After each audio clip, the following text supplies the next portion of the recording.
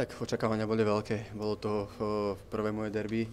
Vedeli sme, že bude vypredaný štadión, že bude fantastická atmosféra. Do začiatku sme síce začali s takým asi strachom, by som povedal. Opava nás prehrávala v strede pola. No, potom prišlo to vylúčenie, ktoré by som povedal, že nás tak nakoplo, dodalo nám kľud, začali sme si viac veriť a tá hra potom už bola na našej strane. Tak ja som si na ten trestňák veril, pretože sa mi podarilo už bez priameho kopu aj v pohári gól. Už predtým som mal celkom dobre priame kopy, takže ja som si na to veril a vedel som, že dám gól.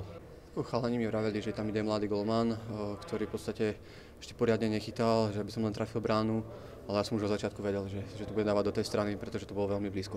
Bolo to niečo fantastické, ja som mal zimomriavky po celom tele, strašne som si to užil a chcel by som len poďakovať týmto skvelným fanúškom za takúto vynikajúcu atmosféru.